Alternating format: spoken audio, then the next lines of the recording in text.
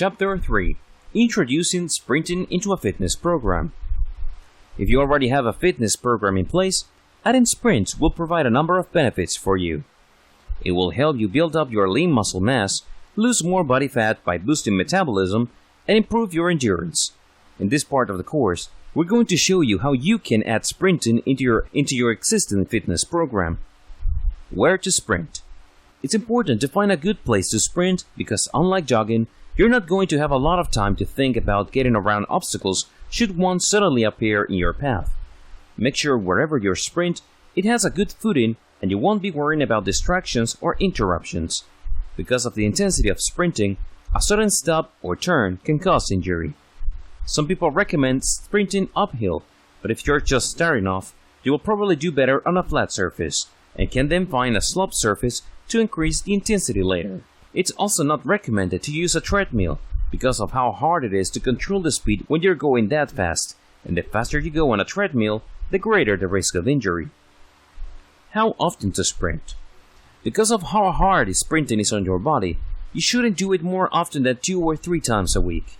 If you are young, healthy, and physically fit, you can try it for 3 days, but if your body takes a while to recover for various reasons, you should only sprint 2 days a week to keep from overexerting yourself. To improve your sprinting, you should also include other muscle-building exercises into the rest of the week. Warm-up. Every workout session should begin with a warm-up, and it's even more important when you're adding sprints to the mix. Sprinting uses your muscles at almost full capacity, and if you don't take the time to warm up first, then you're greatly increasing your risk of tearing and straining something. Depending on the type of exercises you normally do, you may have to add some extra warm-ups before sprinting. Some good warm-up exercises to include before a sprinting exercise include jumping jacks, knee highs, side shuffles, and butt kicks. There are many others you can use, but this will give you an idea of the high-energy types of warm-ups that will prepare your body and muscles to sprint without injury. Make sure you warm up for 5 to 10 minutes before beginning. Cool down. After you sprint, it is equally important that you cool down, which means stretching out the muscles that you used and allowing the muscles to relax slowly. You'll also want to make sure you're giving your body some time to recover during the workout, so you're not just doing hard the entire time. The point of sprinting is to push your body, but you don't want to push too hard too fast. As you continue throughout our sprinting training course, you will find even more detailed information on sprinting training routines, so keep reading. Chapter 5: Basic Sprint Training Routine for Beginners. When you first get into sprint training, you will only be able to sprint for 2 days of the week because of the high level of intensity involved in sprinting. However, as your body improves and can handle more, you may be able to move up to 3 days per week. On those days, you will want to closely follow this sprint training routine for beginners. 1. Warm-up. Before you push your muscles to the max, you need to get them ready by warming up. There are a number of warm-ups that you can do to separate the sprint, so you can swap out some of these for similar activities to suit your needs and preferences. What's important is that you take the time to warm up before you begin sprinting. Briskly walk or jog for 10 minutes. If you are on a track, go around twice. Be sure to be practicing your sprinting form as much as possible during this. Find a vertical surface to do a forward and sideways wall swings. You'll want to do at least 10 of each with each of your legs. Do high knees by running in place for 1 minute while getting your knees up as high as possible. Do butt kicks by running in place for 1 minute while kicking your butt with your heels. Finish off with some bodyweight lunges for about 1 minute for each leg. 2. Interval training. Sprint training has to be done through interval training, which means you change your pace and work out intervals, rather than simply going hard for the entire training session. It's important to give your body time to rest and recover between sprints. We're going to give you 2 ways to break up this part of the training into intervals, one based on time and the other on distance. Method 1. Distance. Note, this method works best if you are using a standard 400-meter track to train on. Sprint for 400 meters, 1 complete lap. Walk for 400 meters. Sprint for 200 meters, 1 straight side and 1 curve of the track. Walk for 200 meters. Sprint 100 meters. either one straight side or one curve. Walk for 100 meters. Method 2. Time. Sprint for 1.30 minutes. Walk for 1.30 minutes. Sprint for 1 minute. Walk for 1 minute. Sprint for 30 seconds and walk for 30 seconds. 3. Cool down. Equally important as the warming up, cooling down properly will help your muscles relax back to normal without becoming knotted or tense. There are so many stretches you can do for each of the major muscle groups you will be working on, so pick a couple for each group that work well for you and do those during each of these parts of the cool down. Slowly jog or briskly walk for 15 minutes or 2 complete laps of the track. Stretch your hamstrings, stretch your quads, stretch your glutes, stretch your calves, stretch your abductors, and stretch your abdominals. In the next part of the course, we're going to focus even more on recovery options for sprinting training. Chapter 11. Advanced sprint workouts for team and individuals. Once you get the basics of sprinting down, you'll want to begin to challenge yourself to keep getting better. To do that, you'll want to add some advanced workouts to your routine. Another way to challenge yourself more is to train with a team. In this section, we'll give you some advanced workouts that you can try on a team and as an individual. Team sprinting routine. Whether you simply want to work out in a group to keep each other accountable and to have more fun, or you're training with a team in order to compete, you'll need to do this a little differently compared to when you're working out alone. Here is a great team sprinting routine that you can follow with your exercise buddies or teammates to improve your sprinting abilities. Warm up as usual. Everybody spreads out evenly along the entire length of the track. Everyone begins jogging at a slow pace. One person sprints until they reach the person in front of them, then slows to a jog. The next person then sprints up to the next person in front of them. This continues until everyone has sprinted. Depending on the size of the team, you may be able to do several of these drills in a row, or you may need more time to rest between sets, but you should try to do this 3 times. Cool down as usual. Advanced individual routine. This routine is great for training on a track as you get more advanced. It's especially good if you're normally only sprinting straight lines because it teaches you to sprint well on the curves of the track as well. It will help if you have 4 cones or other easy-to-see visual markers at each of the points along the track. But if not, then you can simply use the track itself, which should be marked. Warm up as usual. Place your cones at each corner of the track, the start of each curved or straight section. Sprint from cone 1 to cone 2. Jog from cone 2 to cone 3. Sprint from cone 3 to cone 4. Jog from cone 4 to cone 1. Walk 1 and 1/4 lap around the track to rest. Sprint from cone 2 to cone 3. Jog from cone 3 to cone 4. Sprint from cone 4 to cone 1. Jog from cone 1 to cone 2, and repeat. Cool down as usual. With this routine, if you start on a straight side, during the first half you will sprint the sides and jog the curves. Then on the second half, you will sprint the curves and jog the straightaways. To mix it up even more, if you are alone on the track, you can perform the second set running in the opposite direction. Chapter 9. Plyometric Training. Although the primary focus of sprint training should be the actual sprinting itself to improve your speed and form, there are a number of other exercises that you can do to build up the muscles that you use to move fast. That's where plyometric training comes in. In this part of the course, we're going to explain what plyometric training is and give you 3 exercises that will help you with your speed. What is plyometric training? Plyometric training is also known as jump training because its main focus is on various high-intensity jumping exercises to increase your speed and strength. There are a number of different exercises that fall under the category of plyometric training, but you will have to be careful which ones you do because some are meant for strength training, whereas others will increase your speed. When adding plyometric exercises into your sprint training routine, be sure to do this on days that you are not sprinting. This is because these exercises are equally high-intensity exercises, and doing this along with sprints in the same day is too hard on your muscles. You should limit plyometric training to 2 days per week.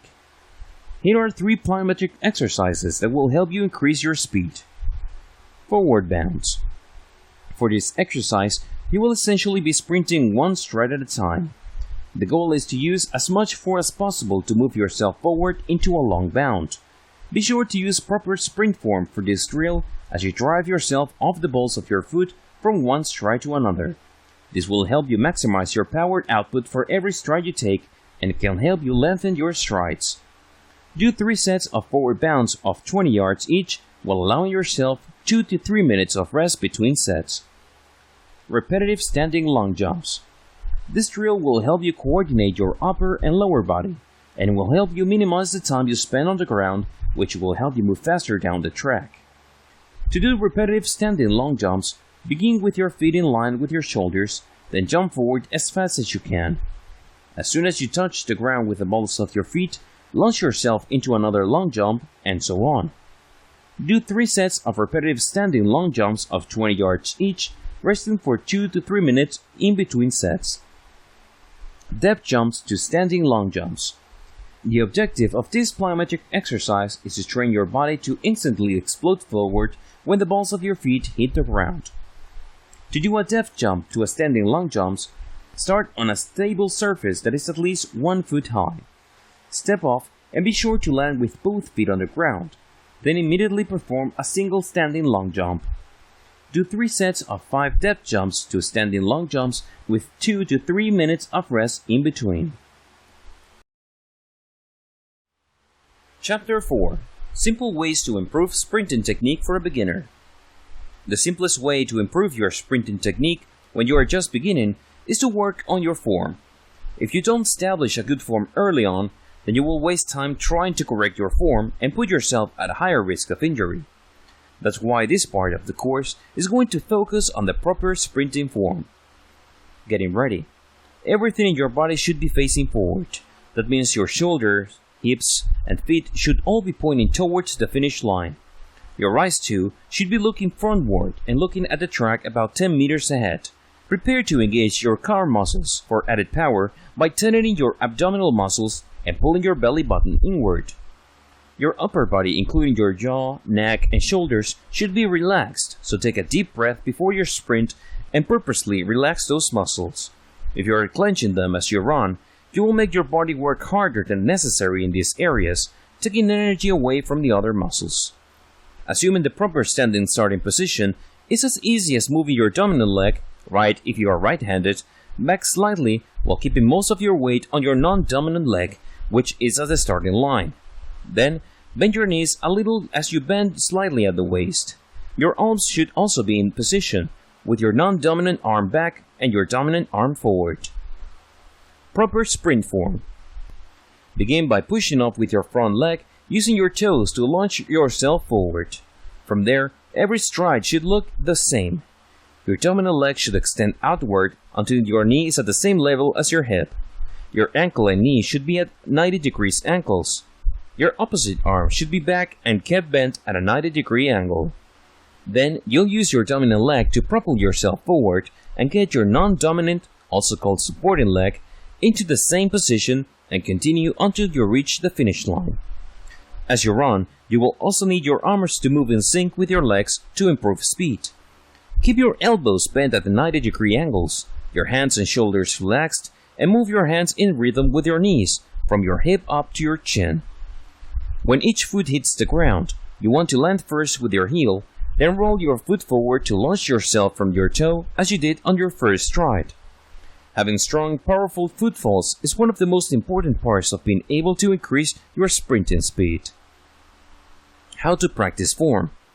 The best way to practice your form is during your warm-up, because it's a lot easier to remember everything when you're moving slower. If you're not working with a trainer or a seasoned sprinter, then you may benefit from recording yourself and reviewing the videos to see how well you did and where you need to improve. There are also tools that can help you, which will be discussed later in this course. Chapter 2. Things to do before beginning a sprint training program. You never want to just jump right into a new exercise program, especially one that is as intensive as sprint training. In this part of the course, we're going to look at some things you should do before you start your sprinting training so that you minimize your risk of injury and maximize your results once you start your sprint training program. First, see your doctor. The first thing you want to do is to visit your regular doctor and discuss your plan to begin a sprint training program. Your doctor will likely want to examine you to make sure that you are healthy enough to do this type of training. Depending on your age and the overall physical fitness level, you may need to have your heart and lungs checked. If your doctor says that you aren't healthy enough to begin a sprint training program, listen to them. There are plenty of other types of exercise that you can do to get in shape. You may also simply need to get into better shape by losing some weight and building up some muscle tone before beginning. So be patient if this is the case. 2. Decide why you're doing it. Sprint training is hard, so before you begin, you want to make sure you know why you're doing it. This will help you stay focused during training because you have a specific goal in mind. Perhaps you're looking to help boost your weight loss by adding some intense cardio activities into your routine, or you want to compete in sprinting competitions. Whatever it is, keep that goal in mind while training. 3. Do your research. This sprinting train course is an excellent place to start because it gives you all the information you need to know on how to begin training as a sprinter. But don't let your research end here. You should also watch videos of Olympic sprinters to have a good understanding of how their bodies move while they are running. If you know anyone who sprints, ask them about it as well. 4. Make a training schedule. One of the best ways to keep yourself on track with your training is to set up a training schedule. Be sure to give yourself enough time during every session to warm up, train, and then cool down. All three of these are vital to any exercise program, especially one as intensive as sprint training. The most important thing is to pick a time of the day that will work the best for you. You won't be sprinting every day, so plan your schedule accordingly. Some days you'll be doing less intensive exercises to improve your form, and other days you'll be focusing on building up specific muscles through strength training. These various exercises will have to be spread out throughout the week so you don't strain yourself. Once you've followed all the steps, you'll be ready to begin your sprint training. Chapter 8. What to look for when buying sprinting gear and apparel. Having the right gear when sprint training will help you run faster and avoid injury, but having the wrong gear will slow you down and can actually cause injuries. That's why taking your time and selecting the right gear at the beginning is so important to your success as a sprinter. It's also why we're taking the time in this course to discuss the gear that you will need. Running spikes.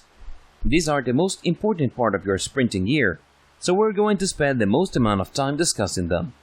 Spikes are special running shoes that are designed for various field and track events, so you need to look for one specifically for the distance you'll be running. You should be able to find what you need at a sports or running specialty store. Spikes provide traction between you and the ground right where you need it. In sprinting, all the spikes are on the front part of your foot to allow you to grip the track and launch yourself forward with every stride. They have a lot of spikes compared to other running shoes and rarely have any in the heel portion of the foot since you don't need them there. Try on a few pairs before settling on what you buy. Most sprinters prefer to have their spikes to be snug compared to other types of training shoes and other events. Some even get spikes a full size smaller than the other running shoes. Although it's up to you to decide. Keep in mind that as you're running fast, you want your shoes to be with you 100% and not have any looseness that could trip you up. This will easily be your biggest investment when it comes to sprinting gear. While high-end spikes will easily cost you $100 or more, you can find a decent pair for around $50. However, these shoes should last you for several years, which makes them well worth the investment even if you have to replace some of the spikes along the way. Running shorts. The most important thing about running shorts for sprinting is that they are made of a material that is breathable, comfortable, and flexible. For training, they're really the only thing that matters. For racing, you will usually want something that is form-fitting as to limit your wind resistance. If you're planning on sprinting in competitions, it's a good idea to also practice in your racing clothes for familiarity. Running shirts. Everything that applies to running shorts also applies to shirts. The biggest thing to keep in mind when choosing a shirt for sprinting is that you want to make sure you are able to move your shoulders freely. This is why you see many Olympic athletes using vest or sleeveless uniforms. Warm-up and cool-down clothes. Because spikes are designed specifically for sprinting, you don't want to wear them during your warm-up or cool-down sessions, as this will make those harder and put more wear and tear on your spikes. So be sure to bring regular training shoes for those times, as well as sweats or other comfortable clothes that you can wear before and after your sprint training. Conclusion: Track and sprint progress. Congratulations on making it to the end of this short, introductory guide on increasing your running speed and transforming your body with sprint training. You may be surprised to know that the majority of people who start something never complete it. Take your time and progress at your own pace. This is not a race, no pun intended. The more you understand and comprehend about building the discipline needed to achieve the sprinting goals you see, the better. If you really want to succeed, then everything you do for your life must be with long-term planning in mind. These changes you are making are not meant to be temporary.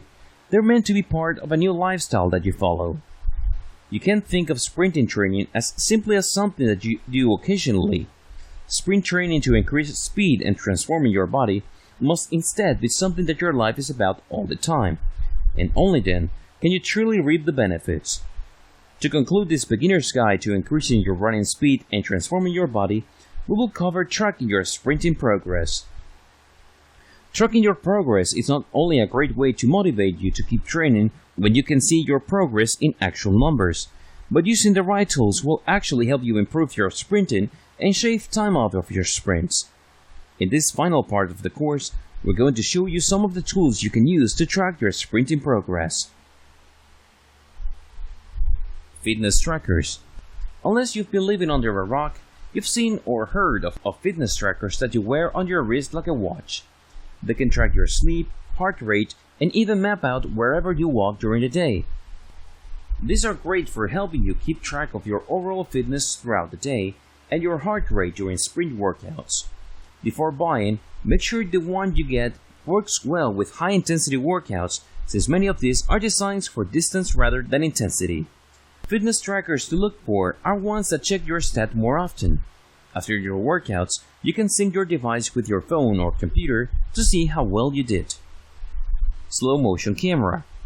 While this can be a big investment, if you're serious about sprinting, you'll want to record your sprints and be able to clearly see what you are doing. Although you could use a regular video camera and slow the footage down, it's simply not the same as using a slow motion or high-speed camera to get a detailed, frame-by-frame look at your form. Alternatively, there is a phone app called CoachEye that allows you to use your phone's camera to record your sprint, then carefully analyze it. This app also allows you to share your workouts with others to get feedback from other sprinters to improve your form even more.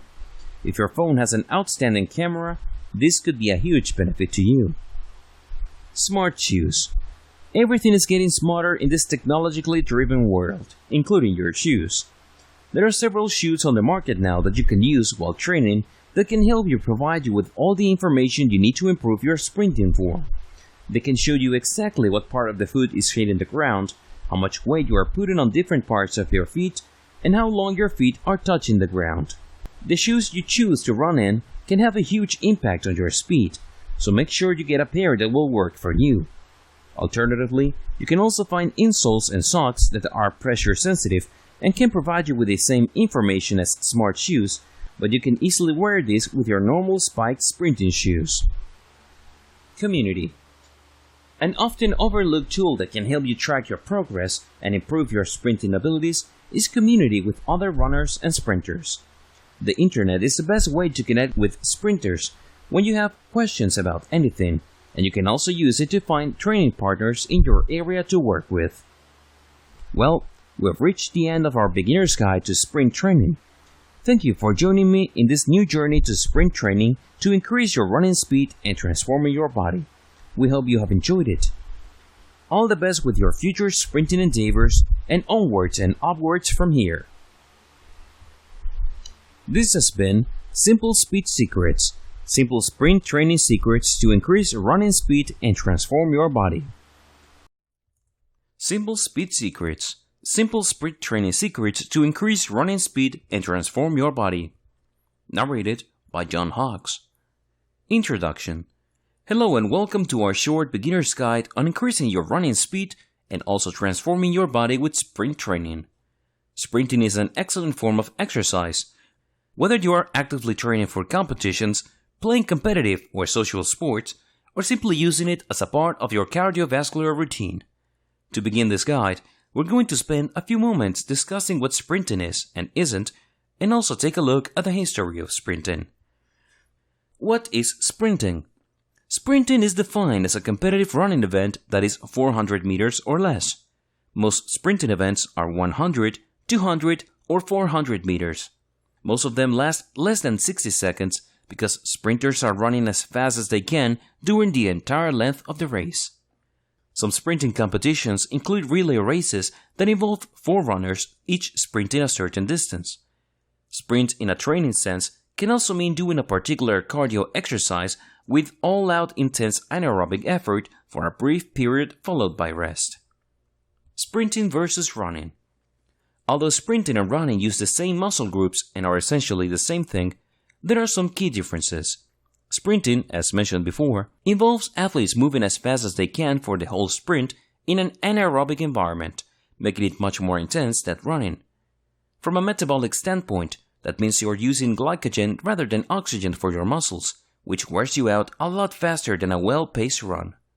Running, on the other hand, is slower and less intense than sprinting, so events are much longer and require aerobic fitness. Running competitions include the 5K, 3.1 miles, the 10K, 6.2 miles, half marathons, 13.1 miles, and full marathons, 26.2 miles. Running uses oxygen to keep you going, so you can maintain your pace for longer, which is why you have to run for at least 10 minutes for it to be considered exercise. Origin of sprinting. Sprinting dates back farther than any other competitive sport. In fact, it was the first type of athletic competition that was ever recorded. The earliest record came from the original Olympic Games in 776 before Christ. Some experts believe that sprinting may have been the only competition at the very first Olympics. At that time, that race was one state in length, which is about 200 meters. Modern Olympics. When the modern Olympics were created in 1896, they included 2 sprinting events, 1,000 meters and 400 meters. Then, in the 1900s, the 200-meter dash was added. Relay races were included starting in 1912 with the 4x100 race and the 4x400 race. At that time, only men were allowed to compete in the Olympics, but when women were included in 1928, sprinting events were on the list. Benefits of sprinting. There are many benefits to sprinting. It can increase your maximum heart rate and capacity to exercise. Sprinting also burns a large amount of calories in a short amount of time and can boost your metabolism, making it a great way to lose weight and transform your body composition without needing to spend hours on a treadmill. Some people use sprinting as a part of a weight training program because it uses a big group of muscles all at once and helps to strengthen them. Well, that's a brief intro into sprinting training and what we'll be covering in this guide. In the following chapters, we're going to focus in on the different aspects of sprinting and help you develop a plan to get the most out of every sprint session. Are you ready to begin? Let's dive in. Chapter 1. Why are some people faster than others? When you think of outstanding sprinters, you probably think of Usain Bolt. But what makes him so much faster than the average person? Surely there's more to it than a good training routine. In this part of the course, we're going to take a closer look at how the person's genetics and physical build plays into how fast of a runner they are. Muscle fibers. What type of muscle fibers you have will predispose you to be a better long-distance runner, sprinter, or leave you somewhere in the middle. Marathon runners tend to have a higher proportion of slow-twitch fibers, which help them to go the distance. Sprinters usually have more fast-twitch fibers, which allows them to go faster for shorter periods of time. The average person is born with a pretty even mixture of these two muscle types. However, there is some evidence that shows that you can get about 10% of these to switch by carefully training them, so even if you weren't among the few gifted sprinters that were born with more fast-twitch muscle fibers, you can still train to get a few more on your side. Lactate threshold. This refers to how much lactate you can take before you have to slow down. Lactate is a natural waste product of muscles as they are working, particularly if they're working in an anaerobic state like when you're sprinting. A higher threshold means being able to run faster and that you'll be able to maintain that faster speed for longer, which is especially important when you are running at full speed. Fortunately, sprinting training helps to increase this lactate threshold. Physical form. This has a little less to do with genetics and more to do with your overall physical state. Obviously, if you're carrying a few extra pounds, you're not going to be able to move as quickly as someone who's not. This goes for muscle weight as well, which is why most of the sprinters you see are lean without much muscle mass to slow them down. Running form.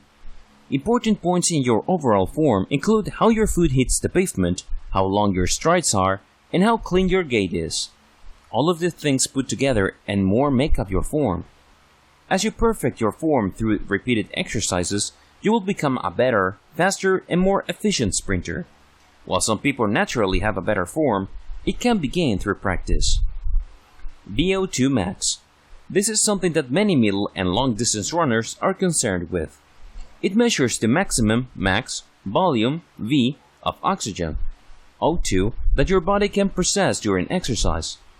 However, because sprinting doesn't use oxygen for fueling your muscles, this is not something that matters as much to sprinters compared to other runners. We mention it here only because it is something commonly discussed among runners, even though it doesn't really apply to sprinters. Even though you may not have the genes to beat Usain Bolt at the next Olympics, you can work to improve all these things to make you a better sprinter overall. Chapter 10. The importance of strength training and muscle building for sprinting. In this part of the course, we're going to give you several reasons as to why you should be incorporating strength training and muscle building exercises into your exercise routine for sprint training. All it can be boiled down to its simple physics equation, A equals F divided by M. Acceleration, A, equals force, F, divided by mass, M. Here are a few specific ways that strength training can help you run faster. 1. Increase force. Physics tells us that the greater the force of an object is, the faster it will move. This is also true when it comes to sprinting. The more force your body is able to create in your leg muscles, the faster you will be able to accelerate forward. By building up the right leg muscles, you can help improve the amount of force they are able to produce on every stride. 2. Decrease mass.